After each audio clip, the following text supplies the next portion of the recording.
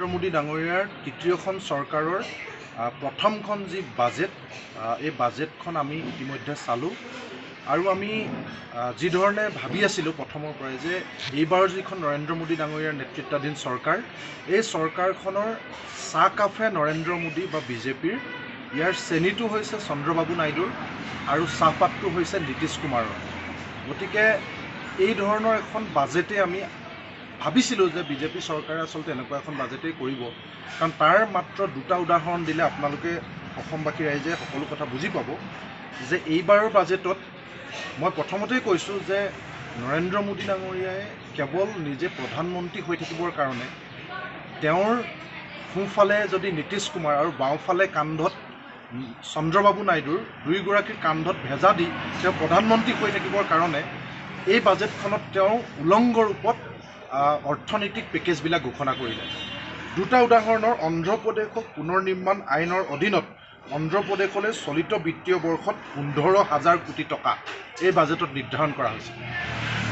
সমগ্ৰ ভাৰতবৰ্ষৰ ভিতৰত অন্ধ্ৰপ্ৰদেশলৈ নৰেন্দ্ৰ মোদী ডাঙৰীয়াই নীতিশ কুমাৰৰ জৰিয়তে ছাপোৰ্ট লৈ প্ৰধানমন্ত্ৰী হৈ থকাৰ স্বাৰ্থত কেৱল অন্ধ্ৰপ্ৰদেশৰ কাৰণে 15,000 কোটি টকা আৰু আমি দেখিলোঁ যে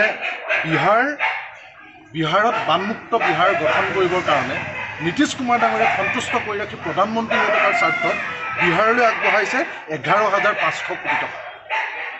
কিন্তু আমি আশ্চৰ্য প্ৰকাশ কৰিছোঁ যে ইমান ভয়াৱহ এক বান পৰিস্থিতিৰ মাজত আজিৰ দিনটোতো অসম ডুবি থকাৰ পাছত অসমলৈ কেৱল আশ্বাস প্ৰদান কৰা হৈছে, কেৱল প্ৰতিশ্ৰুতি প্ৰদান কৰা হৈছে। তাৰ বিপৰীতে কিন্তু বিহাৰলৈ 11,500 কোটি টকা ইতিমধ্যে ঘোষণা কৰা হ'ল, এই বাজেটত নিৰ্ধাৰণ কৰা হ'ল। আৰু আমি সকলোৱে জানো যে বাজেটখন হৈছে সমগ্ৰ ভাৰতবাসীৰ সকলো শ্ৰেণীৰ লোকৰ, কৃষক, শ্ৰমিকৰ, মধ্যবিত্তৰ পৰা সকলো শ্ৰেণীৰ লোকৰ আশা আকাংক্ষাৰ প্ৰতিফলন হৈছে বাজেট। আৰু নৰেন্দ্ৰ মোদী ডাঙৰীয়াৰ তৃতীয় কাৰ্যকালৰ প্ৰথমখন বাজেটতে না কৃষকৰ কাৰণে বিশেষ কিবা আছে, না শ্ৰমিকৰ কাৰণে কিবা আছে, না আন মধ্যবিত্ত শ্ৰেণীৰ লোকসকলৰ কাৰণে বিশেষ কিবা আছে। গতানুগতিক যিবিলাক কৈ আহিছে, গাই আহিছে, কাৰ্যকৰী কিছু আংশিকভাৱে হয়, কিছু নহয়, এনেকুৱা ধৰণৰ গতানুগতিক কিছুমান ডাইলগৰ বাদে কৃষক, শ্ৰমিকৰ, মধ্যবিত্তৰ কাৰণে একো নাই।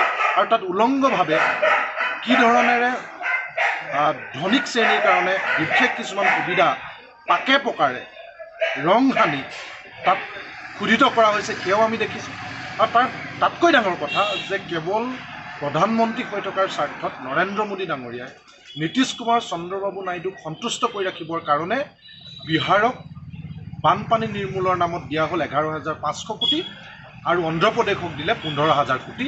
এয়া হৈছে দেশকৈ ভাৰতবাসীৰ প্ৰতি অন্যায় আৰু অসমৰ ক্ষেত্ৰত চূড়ান্ত অন্যায়।